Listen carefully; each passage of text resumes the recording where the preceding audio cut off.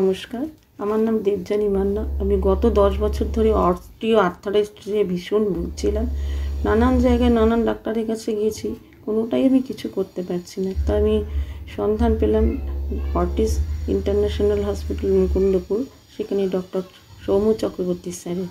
তো সেই স্যারের কাছে আমি গিয়েছিলাম।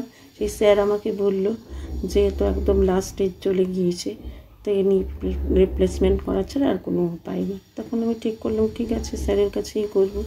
তো স্যারকে আমি বললাম যে কী করলে কথা, এখন তো অনেক আধুনিক চিকিৎসা পদ্ধতি বেরিয়ে গেছে। তা স্যার কাছে আমি জানতে চাইলাম, তা স্যার বললেন। তখন বলার পরে আমি রোবোটিক সার্জারির কথা বললেন, আমি সেটাই সিদ্ধান্ত নিলাম, সেই সার্জারিতেই আমি যাব। তা আমার বাঁ হাঁটুটা একেবারেই বেঁকে গিয়েছিল, ডান হাঁটুটা এখনও বাঁকা আছে। তা গত 20 দিন আগে আমার অপারেশন হয়েছে।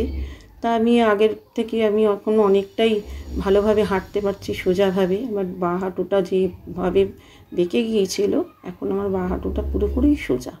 তা আমি হাঁটতেও আমার এখন আগের মতন অত কষ্ট হচ্ছে না। তা আমি নিজেকেও আনন্দ উপভোগ করছি যে আমি ভালোভাবে হাঁটতে পারছি। তা আমি চাইছি যে আমার ডান হাঁটুটাও অপারেশন করার সিদ্ধান্ত নিয়েছি।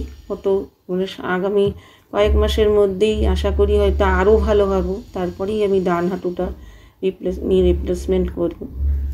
ধন্যবাদ।